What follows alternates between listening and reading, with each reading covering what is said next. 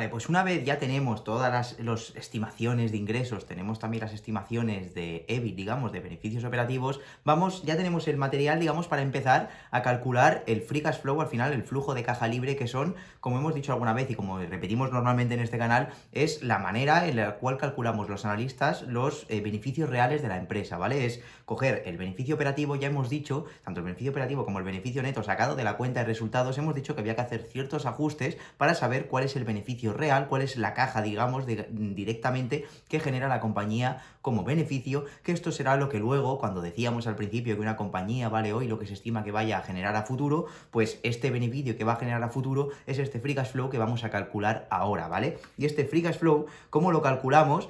Vamos a poner varias alternativas, pero os voy a mostrar primero cuál es la manera correcta de calcularlo o la más aproximada, la que nos da realmente un beneficio más aproximado, más cercano a lo que podría ser la realidad de una compañía, que es calcularlo mediante esta forma, ¿no? Que es coger el beneficio operativo de la compañía, lo que acabamos de calcular ahora mismo, los beneficios antes de intereses e impuestos, y a ese EBIT, digamos, a ese beneficio operativo, le vamos a quitar el porcentaje de impuestos que suele pagar normalmente la compañía, ¿vale? Si nos viramos directamente aquí en la cuenta de pérdidas y ganancias, ya hemos dicho antes que aquí nos da, cuando sacamos los datos en este caso de TIKR, de la plataforma de información financiera, vemos que aquí nos da que para este año Google en este caso ha pagado un 16,2% de impuestos. ¿Esto qué quiere decir? Pues que del beneficio antes de impuestos, que eran 90.700 millones, sobre este beneficio ha pagado 14.700 millones de dólares en impuestos, ¿no? Entonces, esto quiere decir, estos 14.700 sobre 90.700, quiere decir que la compañía paga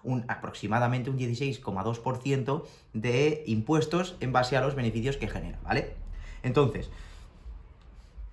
luego, esa tasa la vamos a estimar más o menos a los próximos años, ahora lo veremos también, y luego aquí tenemos en cuenta, pues obviamente lo que hemos dicho antes, ese CAPEX, digamos, esa inversión recurrente que hace la compañía, ¿vale? Todo eso, aparte de, digamos, de tener sus gastos operativos, la compañía cada año hace inversiones, pues, ahora, por ejemplo, la propia compañía nos lo ha dicho y lo hemos repasado en los primeros apartados, ¿no? Cuando analizábamos y estudiábamos cuáles eran las expectativas de la compañía y cómo ha ido creciendo, en qué ha ido invirtiendo para seguir creciendo, era invertir sobre todo en muchos data centers, ¿vale? Y en oficinas nuevas, sobre todo data centers que eran todas estas naves industriales donde ponían grandes ordenadores con grande capacidad computacional, digamos, que es lo que luego hace o compone, digamos, esa parte de cloud computing, que es la que hemos estimado ya los ingresos que puede tener los próximos años, ¿no? Y los beneficios operativos. Entonces, dice la compañía que va a seguir invirtiendo en nuevos data centers, en nuevos ordenadores en este sentido, y luego pues que va a seguir invirtiendo también en nuevas oficinas, ¿no? Entonces, todo esto, claro, no va a contar como un gasto, porque no es un gasto realmente, porque esta es una inversión que hace ahora la compañía que le va a servir para generar ingresos y beneficios los próximos años. Por lo tanto, va en la cuenta de cash flow, que es la otra que dijimos, ¿no? No va en la cuenta de pérdidas y ganancias porque no es un gasto derivado de la operativa, sino es una inversión que ha hecho la compañía, es algo que le ha hecho sacar dinero de caja, pero que no cuenta, digamos, en la cuenta de resultados, ¿vale? Porque no es un gasto que ha tenido que hacer necesariamente para generar los ingresos de este año. Esta inversión será para generar ingresos y beneficios los próximos años. Por lo tanto, es una inversión y va en el cash flow. Entonces, como eso no está incluido en la cuenta de pérdidas y ganancias, en este EBIT que hemos calculado, pues tendremos que restarlos aparte. Luego, aparte, tendremos que hacer otros ajustes como la amortización, que ya dijimos, ¿no? Que es un gasto que va implícito aquí, ¿no? El EBIT ya incluye un gasto de amortización, que es por el hecho de la propia empresa tener máquinas o tener fábricas o lo que sea, o edificios, pues anualmente, digamos, se va llevando a cabo una depreciación, una amortización, digamos, más bien dicho, de como que está amortizando, como que si compra, como el ejemplo que poníamos, ¿no? Compra una maquinaria por 1 millón de dólares y esa maquinaria se espera que la vaya a amortizar los próximos 10 años. Por lo tanto, contablemente va a contar como que cada año esa maquinaria se deprecia, se amortiza en 100.000 dólares. Esto, claro, no es una salida de caja realmente, porque la compañía no ha tenido que pagar, ya pagó en su momento la máquina, pero contablemente se refleja como que esa máquina va perdiendo valor, por lo tanto hace que tenga menos beneficios. Es bueno porque le permite, digamos, pagar, tener menos beneficio antes de impuestos y por lo tanto luego pagar menos impuestos, pero luego cuando queremos calcular realmente el beneficio que ha generado, esto lo tenemos que sumar porque no es un gasto que ha tenido la empresa, ¿vale?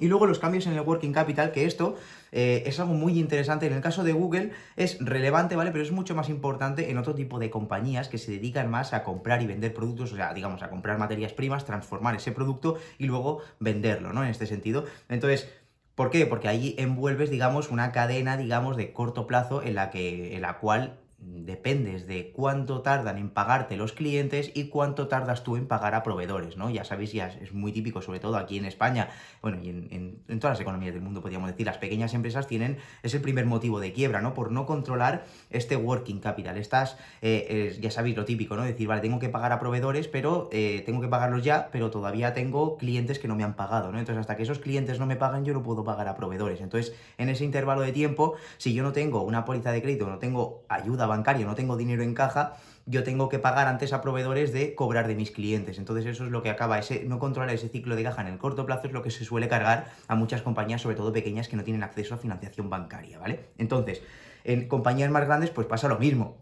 Y pasa con un montón más de cantidad de dinero, obviamente. En este caso, Google, pues por ejemplo, tiene clientes, tiene más grandes clientes que lo que hace es, vale, le presta el servicio, pero tiene que pagarles, digamos, o sea, los clientes estos les pagan pues a lo mejor a 2, 3 meses, ¿no? Porque tienen a lo mejor contratos que son trimestrales. Entonces, claro, a lo mejor en algún cliente grande, ahora mismo, ha acabado en diciembre, que es lo que estamos analizando, diciembre de 2021, pues ha acabado ese año y le han dejado a deber, a lo mejor le pagarán durante enero de este año, le habrán pagado ya en febrero del año 2022, ¿no? Pero a cierre de 2021 contaba como que le debían dinero y eso lo reflejamos aquí, ese ajuste que se hace. Esto es una explicación así bastante extensa, ya sabes que me enrollo bastante, pero yo creo que es bueno para que lo entiendas, ¿vale? Pero en este caso, ¿veis? Hay una cuenta que nos dice dentro del balance de lo que tiene la compañía, ¿vale? Donde hacemos una foto de la compañía y nos dice que Google ahora mismo, a cierre del año 2021, le deben sus clientes, a los que les ha prestado servicios, le deben 39.000 millones de dólares.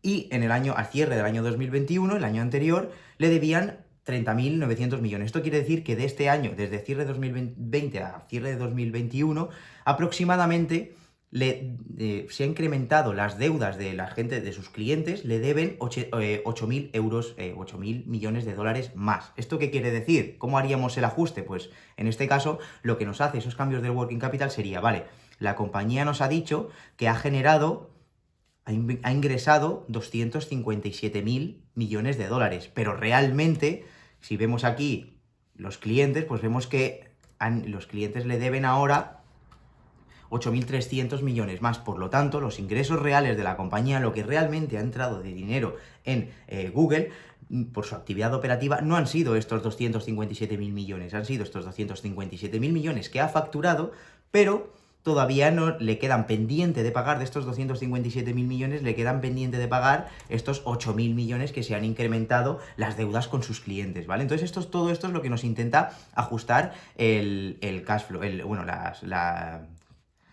working capital, ¿vale? Los cambios en el working capital. Entonces, todo esto es algo muy interesante y que en algunas compañías pues será más importante, en otras compañías será menos importante. Como digo, en el caso de Google es bastante importante porque luego todo esto también se equilibra con los proveedores, ¿no? Si tú al proveedor al mismo tiempo, o sea, te deben los clientes más, pero tú al mismo tiempo a tus proveedores también le debes más, pues en parte te puedes estar financiando con proveedores, ¿no? Porque quiere decir, vale, sí, mis clientes me deben 8.000 millones más, pero yo a lo mejor al proveedor le he dejado a deber 20.000 millones más. Por lo tanto, en este caso se dice que a lo mejor tú no tienes un problema de financiación a corto plazo, porque vale, tú le debes mucho a los proveedores, o te deben mucho los clientes, pero tú le debes todavía más a proveedores en este sentido. Entonces, te estás financiando, digamos, lo que se dice que se estás financiando gratuitamente, te estás financiando con proveedores, porque estás permitiendo al proveedor pagarle a más tiempo y sin pagar ningún tipo de interés, ¿no? Por lo tanto, es financiación que se llama gratuita. Para que veáis un poco el sentido que tiene detrás. Ahora veremos cómo lo calculamos, pero que es bastante sencillo. Puede ser un lío, a lo mejor esta es la parte más complicada, es una tontería, la parte del working capital, de interiorizarla y de entenderla, pero realmente es una parte bastante importante. En muchas ocasiones, a la hora de calcular el free cash flow, esta parte se deja a cero directamente, ¿no? Muchas veces que no se tiene en cuenta o que se considera que a largo plazo tiende a cero, ¿vale? En este caso yo lo voy a tener en cuenta porque haciendo el análisis, como vamos a ver ahora, vemos que recurrentemente Google necesita, digamos, de financiación a corto plazo. Los clientes, la cuenta de clientes, lo que le deben los clientes cada año, se incrementa más de lo que se incrementan lo que le debe a proveedores, ¿vale? Entonces, se tiene que financiar bastante, o tiene que anticipar, digamos, ese dinero a clientes, ¿no? Porque Google factura cosas que no acaba de cobrar, que no es mucho en cuanto a su capacidad, digamos, de ingresos, a su nivel de ingresos, pero es una partida bastante importante, ¿vale? Que suele representar alrededor del 2,5% de las ventas. Vale, entonces esta es la manera correcta de calcular el free cash flow, el beneficio real de la compañía que a futuro será, pues si los estimamos bien, será lo que luego pues capitalizaremos a día de hoy y será lo que nos dará el valor de la empresa, ¿no? Pero hay otras maneras de calcularlo. Cuando vosotros lo veáis en alguna plataforma de información financiera, como puede ser ahora mismo la que estamos utilizando ahora en todo momento, que es TKR, cuando vemos las estimaciones de los analistas nos están diciendo que, cuando veis aquí free cash flow, este free cash flow te lo calculan normalmente, que es la forma fácil o más, sí, sencilla de hacerlo, que es también una buena aproximación, que es calcularlo mediante el cash flow operativo, es decir, nos vamos aquí a la cuenta de cash flow y os acordáis que partía de la cuenta de pérdidas y ganancias, ¿vale? Tienes los ingresos operativos menos todos los gastos, te daba un beneficio neto, y este beneficio neto, estos 76.000 millones de dólares, luego partían aquí en el cash flow y hacíamos todos los ajustes de lo que ha entrado de caja, lo que ha salido, las inversiones y tal, y nos daba, las inversiones es más abajo, pero aquí nos daban otras actividades operativas que han tenido en cuenta la compañía, que realmente no han sido una salida de caja y las han contado como una salida de caja en la cuenta de pérdidas y ganancias, como puede ser la amortización, y te vuelven a sumar, y otro tipo de partidas, ¿no? Entre otras cosas, el working capital, ¿veis? Los cambios que ha habido en la cuenta de clientes, los cambios que ha habido en los inventarios, bueno, cuenta de clientes aquí, los cambios que ha habido en los inventarios, los cambios que ha habido en lo que la compañía le debe a proveedores, todos estos cambios los tenemos aquí, y otros cambios también que hacen. Entonces todo eso nos acaba dando un cash flow operativo que sería como un beneficio más ajustado a lo que realmente ha entrado y salido de caja. Y luego a esto le quitamos las capital expenditures, digamos, lo que hemos dicho antes, que es la inversión recurrente que hace la compañía, principalmente ya nos ha dicho que lo va a hacer, como hemos dicho, en data centers y en nuevas oficinas.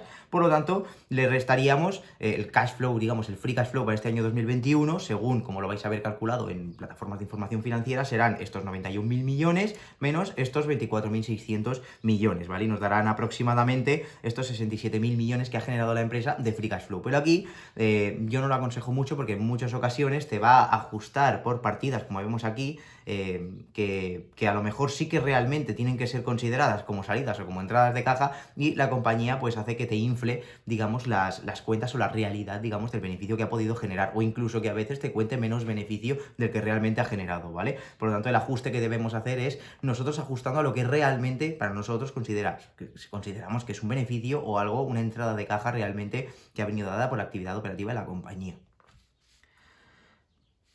Entonces, es una manera fácil de calcularla, ¿vale? Si no queréis adentraros en todo esto, pues es una parte interesante para calcularlo.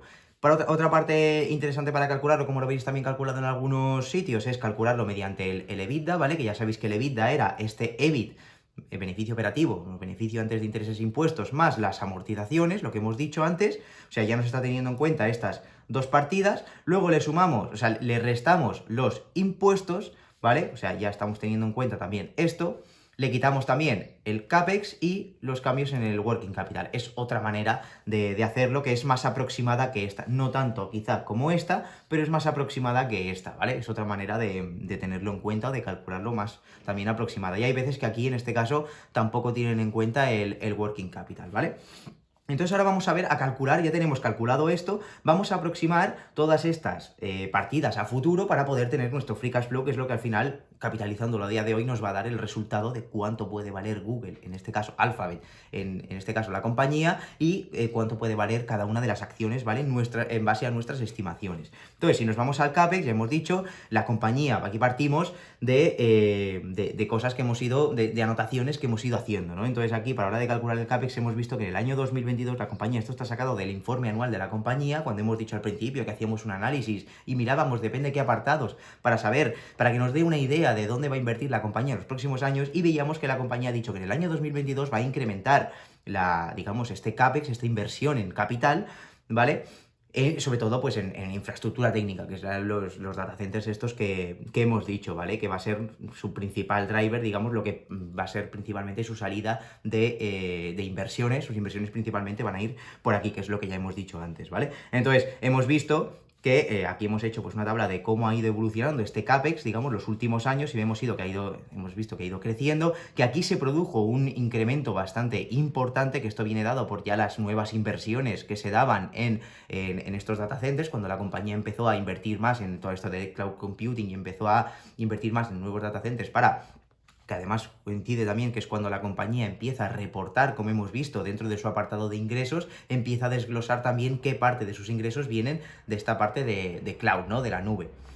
Y vemos que aquí se produce un incremento interesante, ¿no? Entonces, pues aquí, normalmente, como se utiliza esta cuenta, a la hora de estimarlo, pues se tiene en cuenta lo que representa este CAPEX, digamos, esta inversión en capital, respecto el nivel de ventas, ¿vale? Que normalmente el equipo financiero de la compañía, el director financiero, suele intentar que haya una correlación, digamos, o una constancia, digamos, a lo largo del tiempo. Lo que pasa que ahora mismo, como ha llevado a cabo, como digo, últimamente esta nueva inversión en todos estos proyectos y cada vez quiere que esta parte sea más importante en su cuenta de resultados, por lo tanto ahora mismo hay veces que pesa más o pesa menos, ¿no? Los últimos años ha pesado un poco más sobre las ventas de lo que ha pesado históricamente, ¿vale? Por lo tanto aquí, si queremos hacer lo que hemos dicho, ¿no? El promedio que hacemos nosotros normalmente y luego cogemos la desviación, pues no nos da como mucha seguridad porque vemos que hay bastante incertidumbre, ¿no? Y en momentos, en años donde las ventas no suelen crecer tanto como pudo ser en el año 2008, o como pudo ser este año 2020,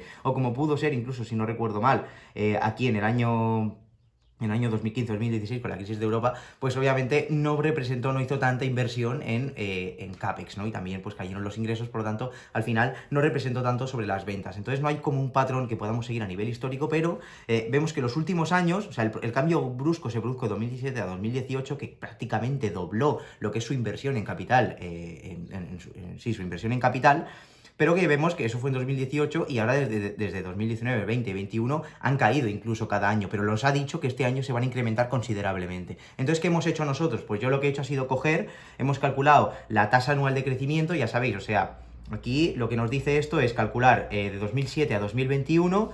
Este crecimiento ha crecido, digamos, la que ha invertido la compañía en capital, ha crecido de 2.400 millones a 24.600 millones. Esto equivale a que cada año aproximadamente ha crecido alrededor del 18,1% de media. De aquí a aquí, 18,1, 18,1, 18,1, hasta llegar aquí. Y aquí lo mismo, lo calculamos, pero desde el año 2008 a el 2021, desde el año 2009 al año 2021. Entonces nosotros hemos cogido los últimos 7 años, que nos ha parecido bastante correcto. Primero, no nos parecía tampoco correcto coger años que empezaran aquí, porque ya decimos que a partir de aquí es donde se produce ese incremento, digamos, a nivel de bastante bestia, y tampoco coger los últimos años, donde vemos que después de este incremento bastante elevado ha ido habiendo como una desaceleración, una calma, digamos, en el incremento de esta inversión en capital, ¿no? Por lo tanto, coger un rango de 7 años donde nos incluya estos últimos años de inversión y donde nos incluya también el salto este que se hizo desde que la compañía empezó a invertir fuertemente en cloud computing, nos parece que considerar esa tasa de crecimiento para los próximos años tiene bastante sentido, sería coger este 12,2% de incremento. Entonces hemos considerado que esta tasa de incremento del CAPEX va a ser un 12,2% cada año, ¿no? Este año ha invertido 24.000 millones, pues vamos a contar que eso crece al 12,2% para el año 2022. Y este año 2022 va a invertir 27.600 millones en capital. El año siguiente se va a incrementar otro 12%, así hasta el año 2025, que va a llegar estimamos, a 39.000 millones. Que no quiere decir que esto sea verdad, pero quiere decir que es una estimación que a nosotros nos da bastante tranquilidad, porque como mucho la compañía lo que va a hacer es que estamos estimando casi que va a doblar desde el año 2021 a 2025, va a doblar su inversión en capital. Esto puede ser, y más diciendo la compañía que está invirtiendo fuertemente en esto, que va a seguir invirtiendo. Entonces a nosotros nos da como bastante tranquilidad. Y si lo vemos, pues esto representará sobre los ingresos que nosotros ya hemos estimado, pues equivale a que en el año 2022 esta inversión que hemos estimado en capital va a representar el 9% de las ventas. El año siguiente un 8,5, un 8 y un 7,5 en 2025, que como vemos tiene bastante sentido porque últimamente, los últimos años, como va incrementando también sus ventas más de lo que incrementa esta inversión en capital, vemos que de media pues va subiendo un 11, 12, ¿dónde lo vemos? Espera. El incremento del CAPEX va subiendo un 6, 5, va cayendo incluso mientras las ventas se han ido incrementando un 22% de media, 20 y pico por ciento de media, pues obviamente hace que los ingresos crezcan más de lo que es la inversión en capital. Por lo tanto, esta inversión en capital sobre las ventas cada vez pesa menos y creemos que esa tendencia puede seguir a futuro en base a nuestras estimaciones. Luego nos vamos ya tenemos la parte de CAPEX, tenemos esta parte de aquí, ahora nos vamos a la inversión en los cambios en el working capital, lo que decíamos un poco antes, ¿no? Hemos dicho, vale, esta compañía ahora mismo, cada año, primero tenemos que calcular el working capital, que es básicamente, esto quiere decir, como lo hemos calculado aquí, para este año 2021 vamos a poner el ejemplo, ¿no? Decimos, vale, pues esta compañía lo que tiene ahora mismo es, sus clientes le deben 39.000 millones más. Estos, ¿ves? Estos son otras cosas que le deben también los clientes, ¿no? Luego, tiene también en inventarios alrededor de 1.170 millones, pero luego los restamos, le debe a sus proveedores, estas las accounts payable, es lo que la compañía le debe a sus proveedores, le debe 6.000 millones aproximadamente, lo cual quiere decir que el working capital de esta compañía son estos 35.000 millones que hemos estimado aquí, ¿vale? A ver, estos 35.000 millones. Entonces aquí lo que nos interesa es ver cómo ha cambiado esto respecto al año anterior. Estas son las necesidades de fondos que tiene, digamos, la compañía, ¿no? Lo que le deben sus clientes menos lo que debe, digamos, Google a sus proveedores. Entonces lo que tenemos que ver aquí es el cambio, cómo ha variado esto de un año a otro. Y en este caso, lo que vemos es que este último año ha variado en 8.800 millones. Es decir, que la compañía ha necesitado financiarse adicionalmente 8.800 millones adicionales. ¿Por qué? Porque ha emitido facturas a clientes que todavía no le han pagado en valor de 8.800 millones. Por lo tanto, esto, claro, estamos hablando de una empresa muy grande y tal, pero que produce lo mismo que nos pasaría en el ejemplo que hemos puesto antes de una pequeña empresa, ¿no? Si hace pedidos a sus proveedores, un mecánico tiene que pedir material a un proveedor, tiene que comprarlo, tiene que anticipar ese gasto, digamos, de ese material para luego arreglar ese coche y vendérselo al cliente. El cliente, si no le paga o hay un problema de pago, pues realmente va a tener un problema para financiar su caja en el corto plazo, porque este mecánico ya ha pagado el material al proveedor, ¿no? Por lo tanto, lo interesante es, digamos, alargar el tiempo que tú le vas a pagar a ese proveedor y acortar el tiempo que tú vas a cobrar de ese cliente. En el caso de Google, pues tampoco tiene una cuenta de proveedores muy elevada porque es una empresa de servicios, se dedica a prestar servicios. También tiene una parte residual de hardware, que son, pues lo que hemos dicho, ¿no? Lo de todas estas pulseras que vende de las de Fitbit, pues su reloj inteligente, su smartphone y todo el rollo, pues todo esto también tiene una parte de proveedores, pero vemos que es residual en base a lo que es toda la compañía y hemos estimado que esa parte era bastante pequeña sobre los ingresos, aunque va a seguir creciendo en los próximos años, pero es bastante pequeña.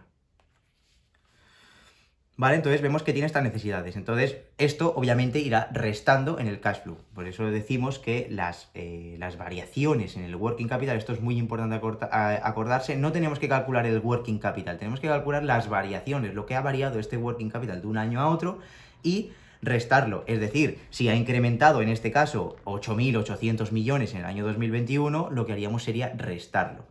¿Vale? Entonces, si cogemos estas variaciones, nosotros le hemos calculado, pues aquí tenemos el desglose, ¿no? De estos 8.800 millones, ¿de qué viene? Pues que han incrementado la cuenta de clientes, los clientes le deben 8.800 millones más, del incremento, digamos, de las existencias, de lo que tiene en stock, ha incrementado 400 millones y lo que le debe a proveedores se ha incrementado en 400 millones. Por lo tanto, realmente, si hacemos esto más esto, menos esto, nos tiene que dar lo mismo que hemos visto aquí, la variación del working capital, ¿vale? Lo que pasa es que aquí la vemos desglosada y vemos que en Google, pues la tendencia es que se tenga que financiar bastante con clientes, ¿no? Como es una empresa de servicios, pues hay algunos clientes que pagan al momento y otros que pagan en el tiempo, ¿no? Ya vemos que tú puedes hacer la factura y a lo mejor esa factura no la cobras hasta dentro de no la cobras hasta dentro de 2 o 3 meses, por lo tanto siempre va a tener una necesidad de financiación en el corto plazo. Entonces el tema es cuantificar cuánto es esa necesidad de capital, o sea, de financiación en el corto plazo.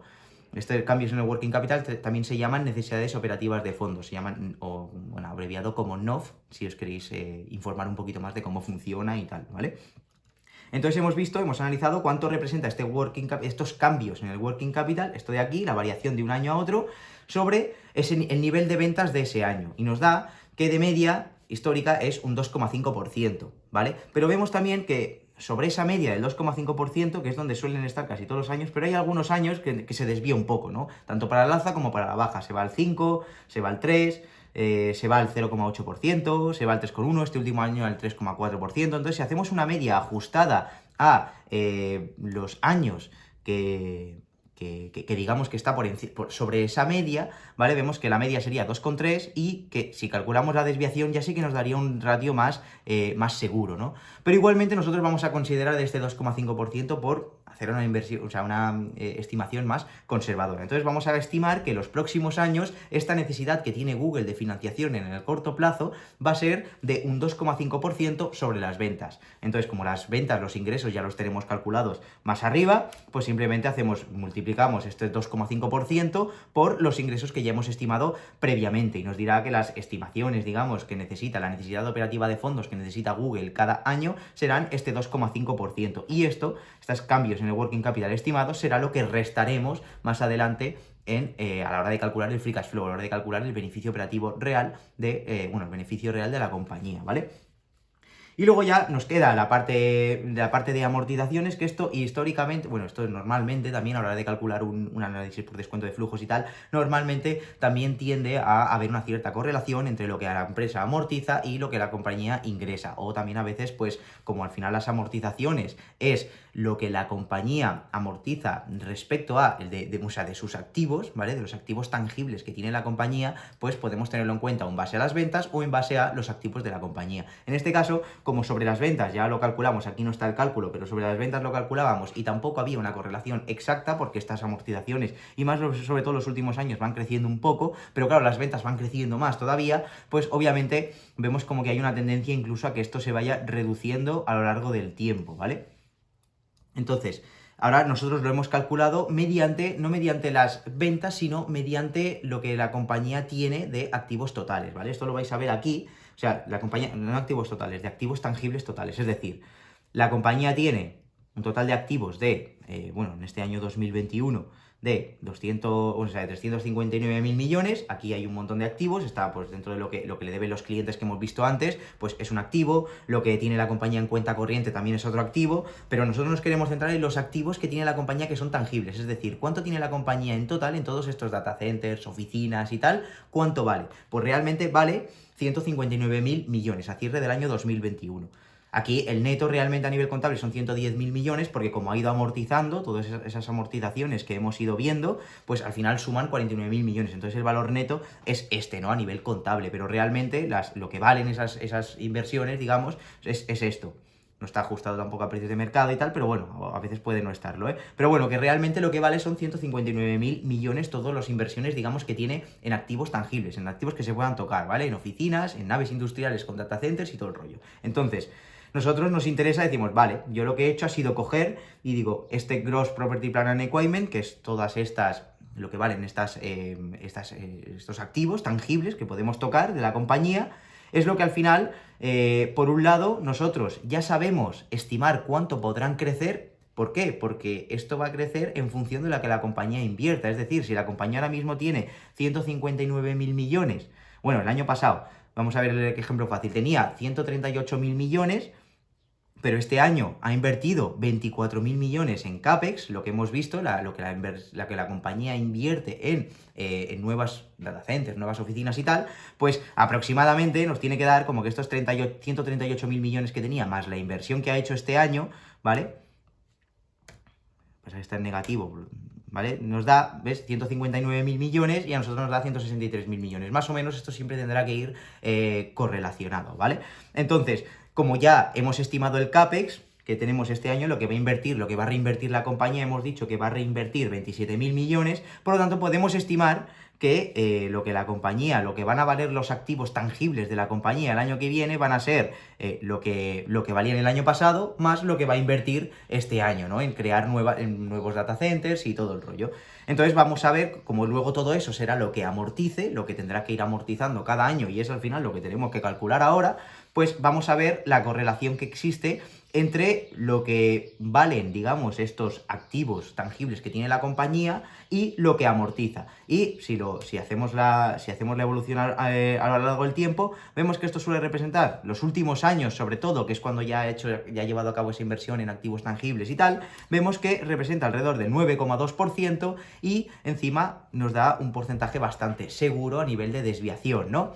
es que puede ser, esto es lo que nos dice, y ahora acordaros que esto es, dice, vale, los últimos años esto ha sido un 9,2% de media, pero puede ser un 9,2% más 1,2, es decir, un 10,4, o puede ser un 9,2 menos un 1,2, un 8%. O sea, es 9,2 de media, pero de media suele estar entre o sea, pero el rango suele ser entre un 8 y un 10,4%, ¿vale? Pero la media es ese 9,2. Esto es lo que nos quiere decir. Entonces, este 1,2% de desviación tampoco representa un elevado porcentaje sobre este 9,2%, ¿vale? Que es lo que nos dice esto, y por lo tanto nos da menos de 15, menos de 20, nos puede dar un porcentaje bastante acertado de que esto en los próximos años va a seguir siendo así. Teniendo en cuenta también lo que conocemos de la compañía, que lo que ya sabemos en lo que va a invertir, y sabemos que, bueno, estamos teniendo todo en cuenta todo eso, ¿no? Esas nuevas inversiones que va a hacer y todo el rollo. Por eso es importante tener en cuenta, conocer cuáles son lo que va a seguir haciendo la compañía, ¿no? Porque si nosotros nos centramos simplemente en lo que ha hecho históricamente y nos dedicamos a replicar eso a futuro, tampoco estamos aportando nada. Ahora, eso lo haremos cuando no vaya a cambiar mucho la cosa, pero si vemos que van a cambiar las cosas, pues nosotros tenemos que ajustarlo, como hemos hecho antes, ¿no? Históricamente, en los últimos años iban cayendo esa inversión en CAPEX, pues nosotros lo que hemos hecho ha sido subirla porque la compañía ha dicho que le iba a subir, entonces nosotros hemos estimado, hemos intuido que va a seguir subiendo. ¿A qué tasa? Pues es lo que hemos estimado, ¿vale? Y luego, pues precisamente como hemos estimado que iban a subir las inversiones, también podemos estimar que van a seguir subiendo las amortizaciones, y que van a subir bastante. Entonces, pues aquí decimos, vale, pues consideramos esta tasa del 9,2%, yo lo que he hecho ha sido considerar esta tasa del 9,2% sobre las ventas este año, 2022, y que progresivamente, como vemos que la tendencia es a ir reduciéndose a lo largo de los años, porque los ingresos, el incremento, digamos, de esta propiedad, de todos estos activos tangibles, va reduciéndose a medida que va incrementando la inversión en CAPEX, pues vamos a hacer, hemos dicho, como que cae, digamos, que empieza con este 9,2% de media, y como la tendencia es a la baja, pues digo, vale, pues de cara a 2025 será este 9,2% menos este 1,2% de desviación que teníamos a la alza y a la baja, ¿no? Esto es conservador porque al final estamos diciendo como que va a amortizar menos de lo que podría amortizar, y por lo tanto, como esto ya sabemos que suma en el free cash flow, pues al final estamos siendo bastante más conservadores, ¿vale? Y como veis, pues al final, en el cash flow, pues, vemos que las amortizaciones se componen por un lado de lo que es amortización de la compañía, de activos tangibles, y por otro lado tenemos las amortizaciones de activos intangibles, que es lo que llamamos más depreciación, o bueno, a veces se confunde un poco el concepto, ¿no? Pero bueno, aquí esto es las amortizaciones de activos intangibles, ¿vale? O sea, más propiedad intelectual, patentes, software que tenga la compañía y tal, cosas que tienen, activos que tiene la compañía que le permiten generar ingresos, pero que no se pueden tocar, por decirlo así, ¿vale? Y el goodwill, pues esto no me quiero enrollar tampoco con lo que es el goodwill, si no lo sabéis, pero el goodwill es lo que paga además la compañía cuando adquiere otra. Si una compañía, por ejemplo, contablemente, el valor de sus acciones es de 100 millones y Google la ha comprado por 150 millones, contablemente se contabiliza como que dices, vale, la compañía ha pagado, Google ha pagado por nuestra compañía 100 millones, que es lo que vale el valor contable de sus acciones, pero ha pagado 50 millones más, pues por la propiedad intelectual de esa compañía que le hace generar mayores ingresos, o mayores márgenes, o lo que sea. Y eso es lo que se considera como goodwill, o goodwill traducido sería como la buena voluntad, o lo que sea, ¿no? Como la propina que pagas, lo que pagas de más por una compañía, ¿no?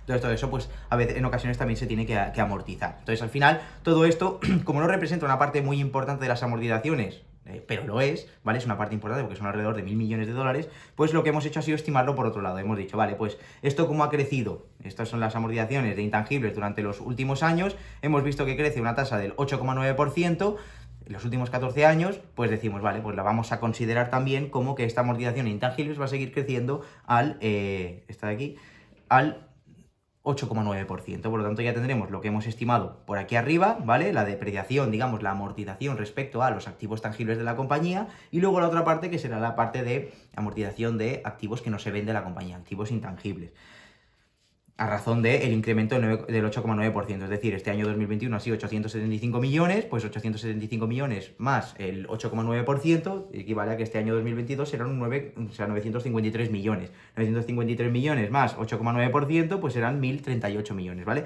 Es un poco así como lo hemos calculado.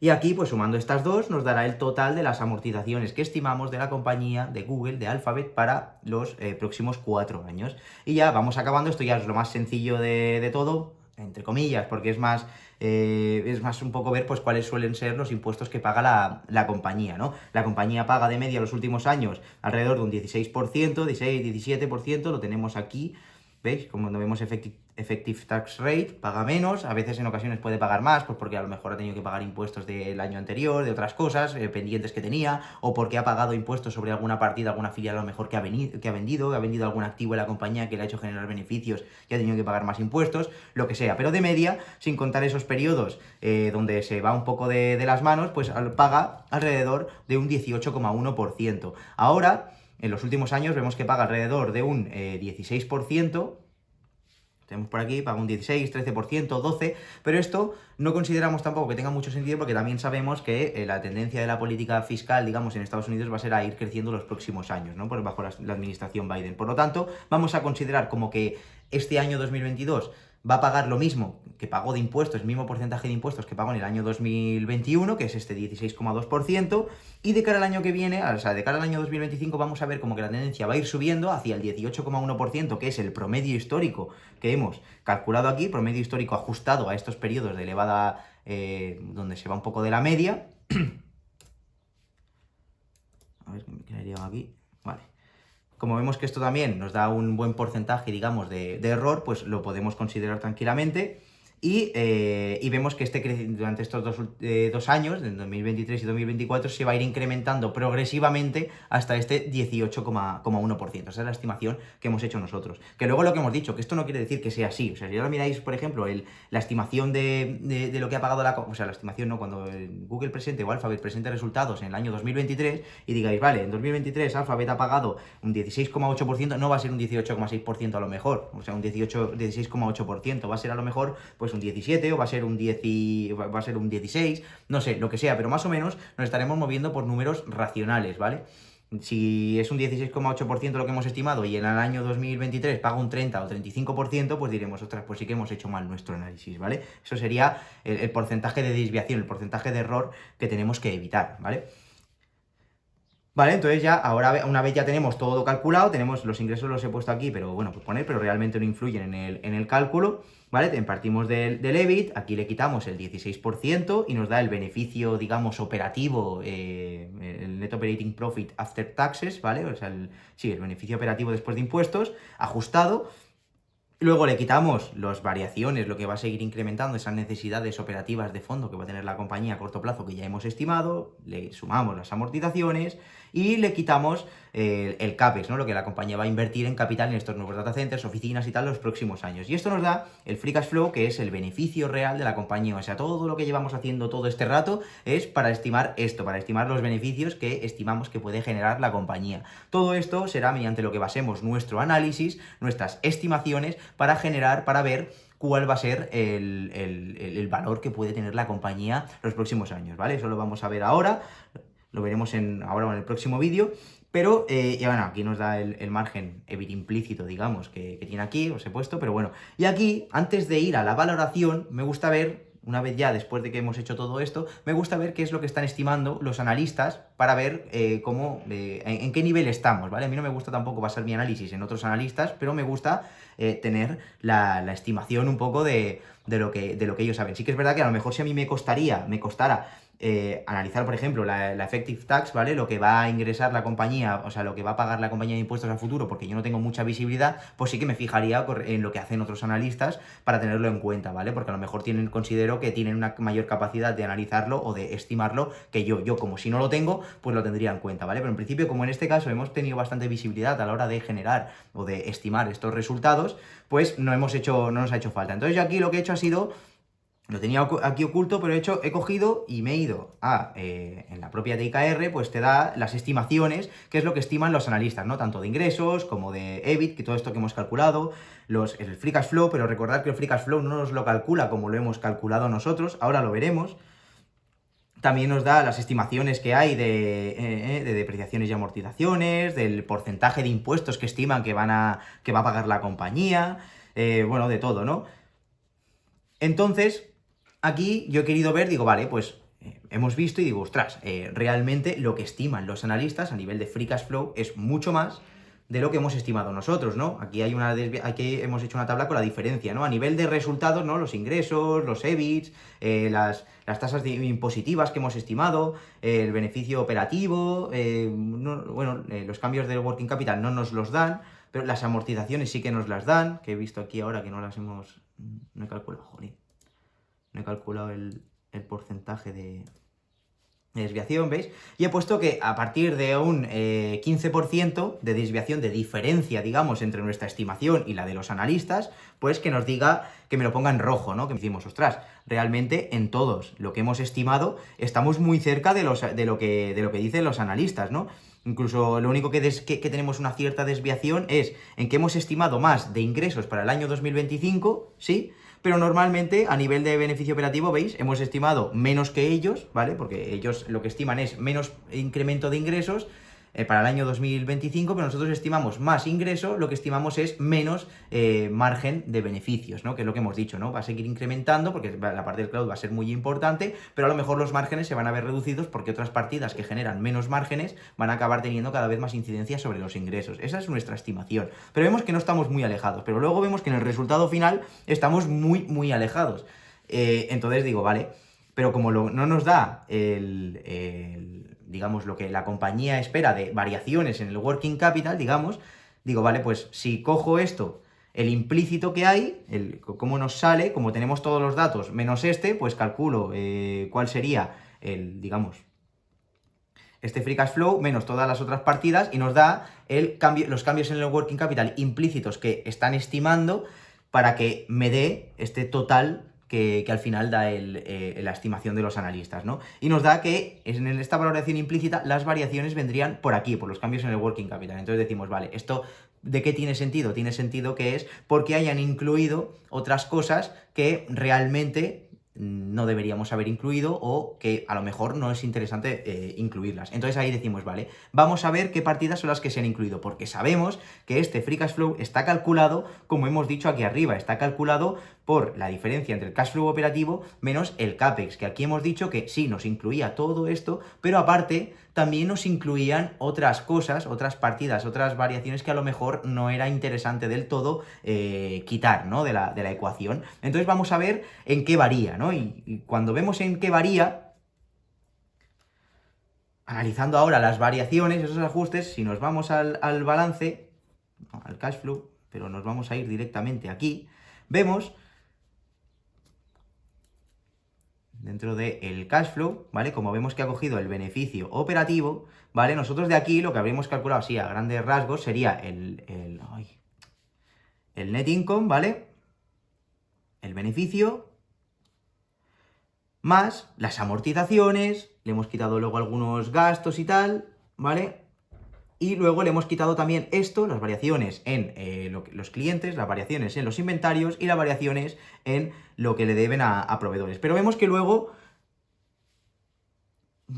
hay un montón más de partidas que no hemos tenido, que no hemos tenido en cuenta. Y principalmente nos vamos a centrar en las que, porque son los mayores fallos que vais a ver. Primero es, el primero que es, vemos que aquí que hay otros cambios, hemos dicho cambios en el working capital, cuando decíamos cambios en el working capital nos referíamos a los cambios en la cuenta de clientes, en la cuenta de inventarios y en la cuenta de proveedores, que es al final lo que afecta a la actividad operativa de la compañía. Pero aquí vemos que nos da esta variación de 7.000 millones, ¿vale? Y decimos, ostras, esta variación de 7.000 millones, nosotros no la hemos incluido, son 7.000 millones, que es bastante, en este sentido, es alrededor de, 7.000 millones sobre nuestra estimación de free cash flow, pues calcularlo, ¿no? Es un porcentaje bastante interesante, bastante importante, que nos haría incrementar si lo hubiéramos incluido nuestros beneficios futuros, ¿no? Pero si aquí nos ponemos a analizarlo un poco más, vemos que lo digo aquí, ¿no?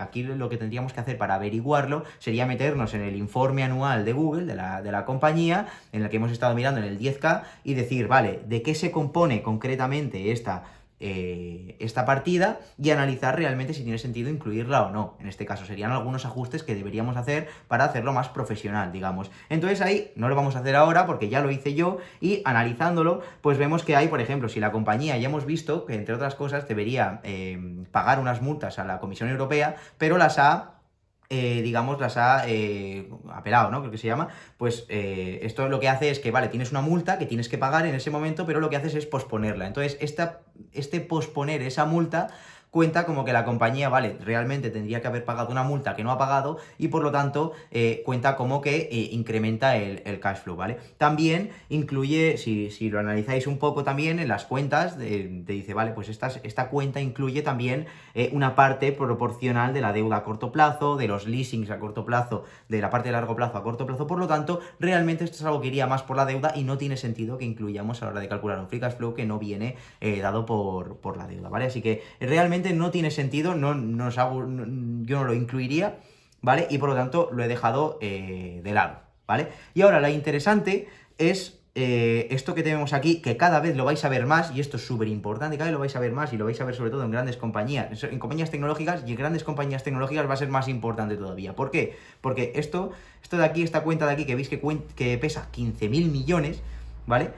Esto son las Stock-Based Compensation, que esto es la parte que la compañía paga a sus trabajadores en acciones. Ya sabéis que cada vez más, pues, las compañías tecnológicas abogan por esa retención de talento. ¿Cómo lo hacen para retener ese talento? Lo hacen pagando, teniendo ese incentivo. Primero tienen sus sueldos serán mejores, peores, lo que tal, pero principalmente les suelen pagar bastante bien a sus empleados, sobre todo a los empleados más de la parte de investigación y desarrollo y tal, empleados más clave y directivos clave, les pagan su sueldo y luego aparte tienen un incentivo en acciones, ¿vale? Si hacen las cosas bien, si las cosas van bien, pues tienen una retribución en acciones. Esta retribución en acciones vemos que este año ha sido 15.000 millones, el año pasado 13.000 millones, o sea, vemos que es bastante importante esta retribución, lo que la compañía paga en acciones respecto a las ventas, incluso respecto al porcentaje de los gastos. Pero como es una parte, como es algo que la compañía paga en acciones de la compañía, pues realmente para pagarlas lo que se descuenta aquí es que las emiten, que emiten acciones nuevas y se la dan a los trabajadores. Por lo tanto, eso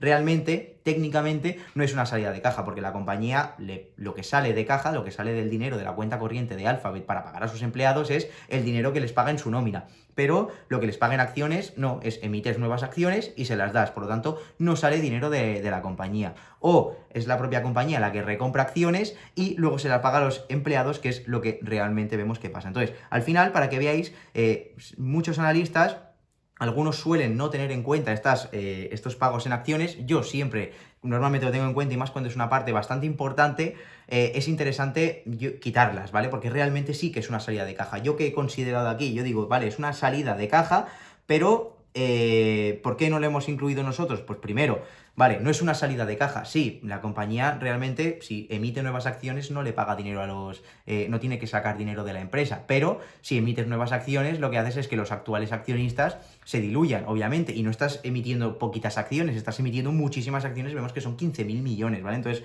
lo que pasa aquí, el efecto dilutivo, lo que produce es que si hay una compañía que tiene 100 millones de acciones en circulación, pongamos, y vosotros tenéis 10, pues tenéis alrededor de, si tienes 10 acciones sobre 100 millones, o sea, 10 millones sobre 100, 100 millones que hay en circulación, tienes el 10% de las acciones. Pero si la compañía emite 20 acciones nuevas, tendrá 120 millones de acciones en circulación, tú seguirás teniendo 10 y por lo tanto pasarás, sin haber hecho nada, pasas a tener del 10 al 8% de la compañía. Es decir, antes te tenías derecho al 10% de los beneficios y ahora tienes derecho al 8% de los beneficios. Te has diluido como accionista. Por lo tanto, esto tiene un coste para los accionistas. Y como estamos viendo aquí, si esto sería un coste o no sería un coste para la empresa a lo mejor no es un coste, pero para los accionistas sí. Entonces, claro, es un poco relativo, pero realmente es una salida de dinero de la compañía, ¿vale?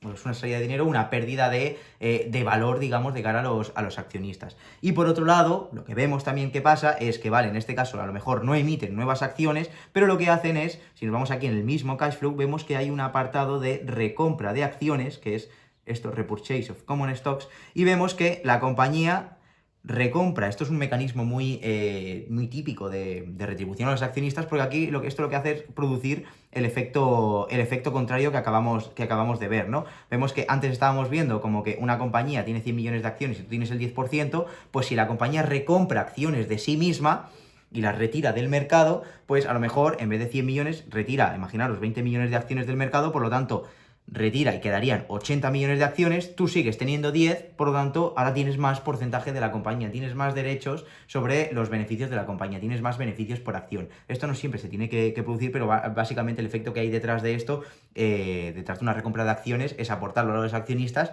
de esta manera, ¿vale?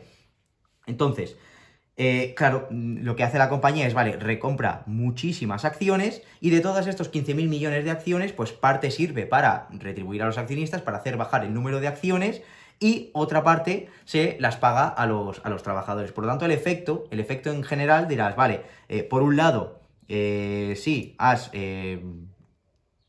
tenías 100 millones, en nuestro ejemplo, tienes 100 millones, has recomprado 50 y luego has repagado a los trabajadores 10, ¿vale? Por lo tanto, sería 100 menos 50 más 10, pues sería ese ajuste de 60, ¿vale? O sea, al final, aunque hayas pagado a los trabajadores, le has aportado valor a los accionistas, ¿vale? En este sentido, esto es un poco el efecto que puede haber detrás. Entonces decimos, vale, si la compañía tiene grandes repagos, digamos, o compensación a sus trabajadores en acciones, yo normalmente no lo incluyo. Pero si la compañía lleva a cabo una política, digamos, de retribución agresiva, de compra de acciones, ¿vale? Como mecanismo de retribución o de aportación de valor a los accionistas, pues a lo mejor puede tener cierto sentido añadirlo, ¿vale? Dentro de que igualmente sigue siendo una salida de caja porque la compañía, al final, aunque haya comprado más acciones, ha tenido que comprar acciones igual para repagarlas a los accionistas. Por lo tanto, ha salido dinero de caja para pagar, a los trabajadores.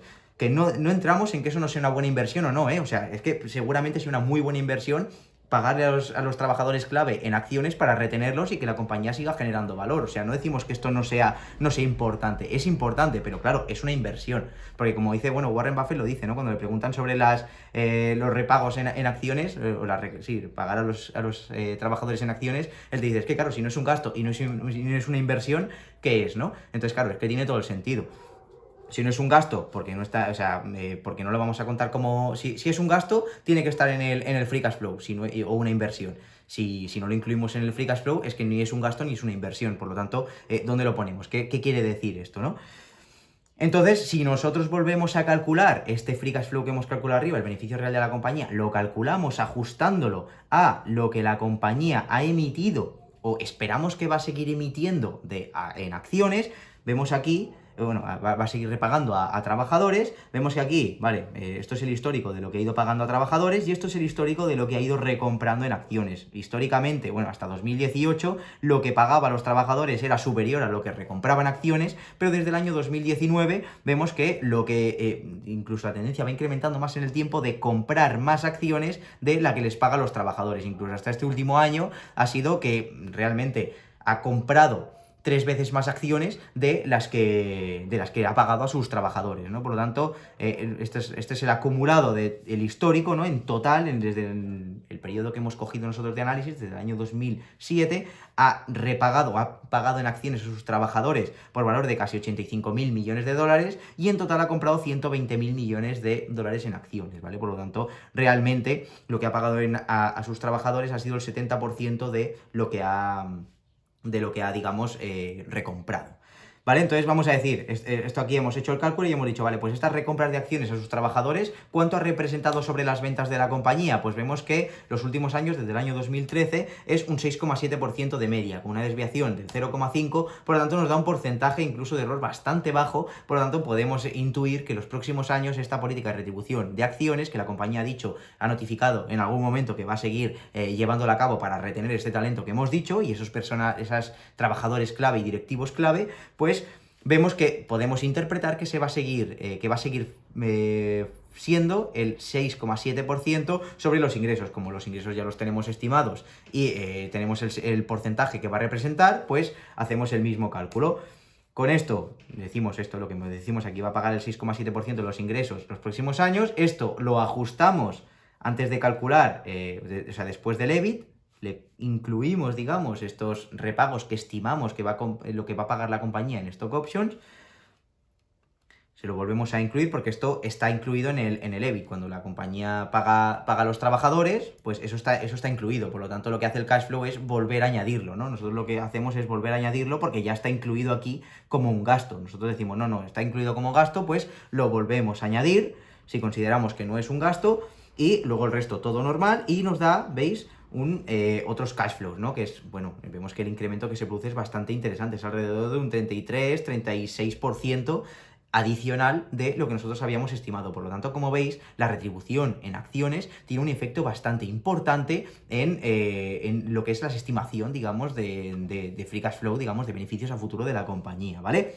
Entonces, ahora ya tenemos todos los ingredientes para calcular cuánto puede llegar a valer la compañía. Tenemos que hacer ya, vamos a empezar con el modelo de descuento de flujos, vamos a verlo en el próximo vídeo, vamos a verlo de varias alternativas, vamos a ver cuánto nos daría la compañía si lo calculamos con nuestros primeros free cash flows que hemos estimado, cuánto nos daría con este ajuste que hemos hecho ahora mismo y cuánto nos daría si tuviéramos en cuenta los free cash flows así a modo bruto que calculamos cogiendo el cash flow operativo menos el CAPEX, que es lo que nos sale como estimaciones de los analistas, ¿vale? Vamos a ver qué potencial puede tener finalmente la acción y vamos a ver, bueno, vamos a hacer el análisis, digamos, de los resultados en el próximo vídeo, ¿vale? Así que no te lo pierdas.